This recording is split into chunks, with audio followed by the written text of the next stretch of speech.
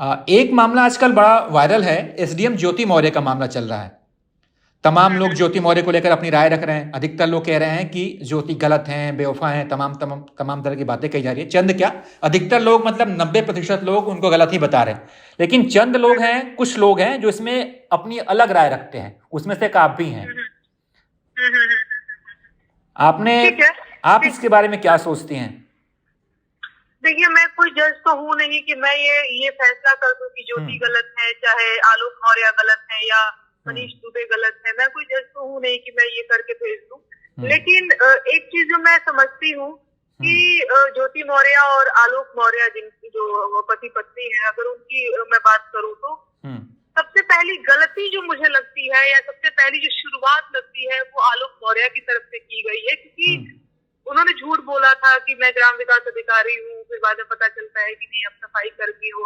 मुझे लगता है ना किसने जी की हम्म। लड़की ना गरीबी बर्दाश्त कर सकती है, लेकिन पति का छल नहीं बर्दाश्त कर सकती है। ठीक है। हम्म। हम्म। तो ज्योति मौर्य ने कहीं ना कहीं समझौता करके रहना शुरू किया होगा, क्योंकि उसको तो ये लग रहा था, उसने तो सपने सजाए थे कि भैया हमारी शादी एक ग्राम विकास अधिकारी से हो रही है। पता चला कि दूसरे दिन उसका पति जो है वो एक झाड़ू लगाता है, सफाई कर्मी है। तो सपने तो उसके उसके टूटे ना। उसकी मजबूरी ये है कि वो नैहर इसलिए नहीं जा सकती है क्योंकि नैहर वाले खेत बिगा बेच के बियाह किए हैं। और हम लोगों की जब शादी होती है तो माई बाबू लोग यही बता के भेजते हैं कि बच्चिया ससुरा में कोनो दिक्कत हुई सब वो मैनेज कर लिया, तो गांव घर का इज्जत रख लिया, परिवार का इज्जत रख लिया। मैं देखिए डिफेंड नहीं कर रही हूँ ज्योति मौर्य को, लेकिन मैं बता रही हूँ कि उनके ऊपर इस तरह के दबाव जरूर रहे होंगे और उनको मजबूरी में रहना पड़ा होगा। और क्या बोलते हैं कि उनके साथ जो चीटिंग हुई, मुझे लगता है कि वो भुला नहीं पाई उस लेकिन चीज को। लेकिन नेहा जी, आपको नहीं लगता कि उनको पहले अपने इसके खिलाफ आवाज उठानी चाहिए थी? क्योंकि जब उन्होंने पीसीएस का एग्जाम निकाल लिया था तब उन्होंने अपने पति को, अपने ससुर को, पूरे ससुराल वालों को इसका श्रेय दिया था कि इन्हीं की बदौलत आज मैं पीसीएस निकाल पाई हूँ और अच्छा रैंक मुझे मिला है। बिल्कुल बिल्कुल बिल्कुल। एक चीज और जो मुझे लगता है, जो मुझे गलती की बात रही कि किसकी गलती, तो मैं समझती हूँ पहली गलती जो है आलोक मौर्य की थी, जिन्होंने झूठ बोला। और हाँ, कह सकते हैं दूसरी गलती ज्योति मौर्य ने ये की कि बिना डाइवोर्स हुए, बिना जो है शादी का विच्छेद हुए, उन्होंने जो है अफेयर वगैरह सारी चीजें हुई। तो ठीक है, मतलब होते हैं अफेयर, ये बहुत बड़ी बात नहीं है। लेकिन हाँ, मुझे लगता है कि हाँ भैया डाइवोर्स वगैरह हो गया रहता, इसके बाद ये सारी चीजें होती तो बहुत ऐसी बात नहीं रहती। लेकिन इसके बावजूद भी मैं एक और बात कहूंगी कि ज्योति मौर्य का जो अफेयर है वो किसी आदमी के साथ ही है ना। अगर मैं गलत नहीं हूँ तो उनका नाम मनीष दुबे है।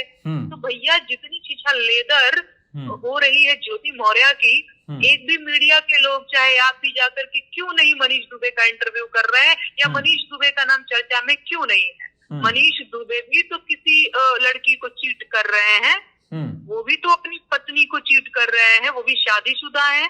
तो सिर्फ ज्योति मौर्य ही क्यों? क्योंकि क्या बोलते हैं, लड़कियां ज्यादा जो है ना, वो जो लड़कियां महिलाएं टारगेट होती है कि हाँ भैया समाज में जो कमजोर है वही टारगेट होगा, जो कमजोर है वो दबाया जाएगा। और आपको मैं बता दूं, ये बक्सर में अभी एक जो मैं न्यूज वगैरह में सारी चीजें चल रही थी, मैंने देखा कि मैंने उस महिला का इंटरव्यू भी देखा कि उसके पति ने कहीं पटना वटना तैयारी करा रहा था या इलाहाबाद, वहां से वापस बुला लिया कि नहीं भाई तुम भी ज्योति मौर्य हो जाओगी। हाँ। ये तरीका बड़ा गलत है कि भाई सब लोग ज्योति मौर्य हो जाओगे तो आपको नहीं पढ़ाया जाएगा। तो ये आप समाज में किस तरीके का मैसेज कन्वे कर रहे हो?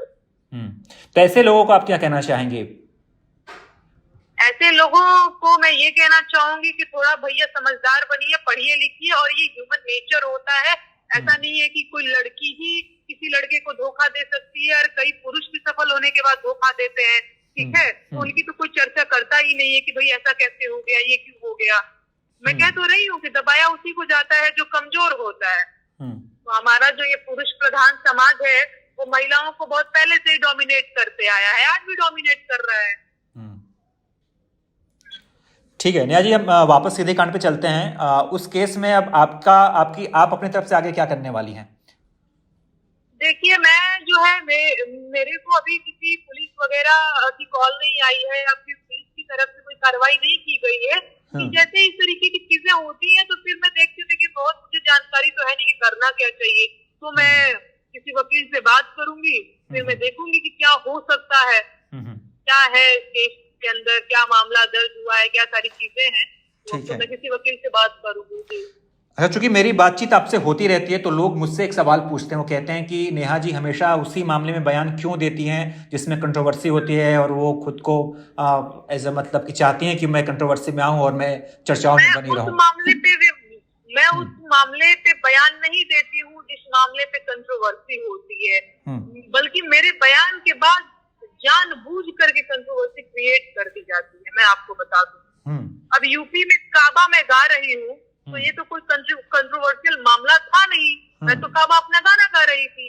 अब आप मुझे नोटिस भेज रहे हो, आप मुझे परेशान कर रहे हो, तो आप कंट्रोवर्सी क्रिएट कर रहे हो, मैं नहीं कर रही हूँ। तो मेरे बयान के बाद आप कंट्रोवर्सी क्रिएट करते हो।